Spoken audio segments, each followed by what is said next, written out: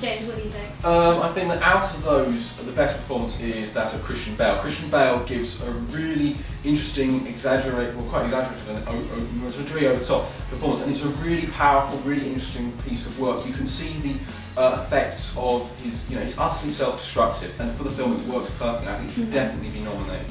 Yeah. Should win, I think. I mean, what I really like to see performances where actors get so invested in their character. Obviously he lost a lot of weight. He really, he got the accent, like he had this walk, and he really got into this persona. And I think that's always something that should be commended, and that's what I really love about it. What about you guys? What do you think? Same with Geoffrey Rush in King's Speech, definitely. Yeah. Well, why do you think that? It's really central character. This issue of screen time, really. I think Christian Bale's character in The Fighter didn't have similar sort of screen time presence as Geoffrey Rush in King's Speech. Yeah.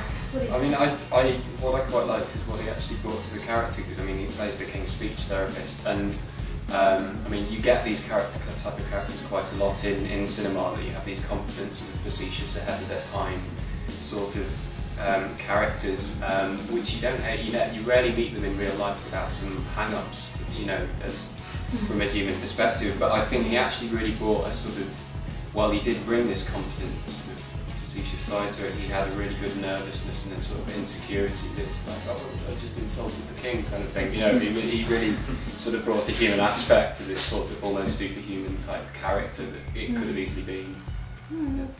That'd be quite a likeable character as well. Yeah, it's quite an unusual category, because I think there's some unexpected nominees here. For example, Mark Ruffalo, who I really love The Kids Are Alright, but his part felt very much, like a sideways one. He was like the laid-back dude. He was quite, his character was important, but it just didn't feel like it carried the film for me. You kind of feel like that's not a stretch for Mark Ruffalo. There's Jeremy Renner. Jeremy Renner is the best thing about The Town. And he's a nice performance, but I don't think he quite deserves a nomination. Perhaps he was nominated last year, so maybe they thought he deserved another chance. But I don't. Who do you think is missing from this category? Andrew Garfield from Social Network. So he's a really, really good actor. He plays opposite Jesse Eisenberg perfectly. They counteract each other really well. They work really well with Aaron Sorkin's script, which is really fantastic script, but it's not something that's easy to deliver, I'm sure. And I think the fact they do this so well, I mean, if he was on the nominees, he would be the person I would want to win.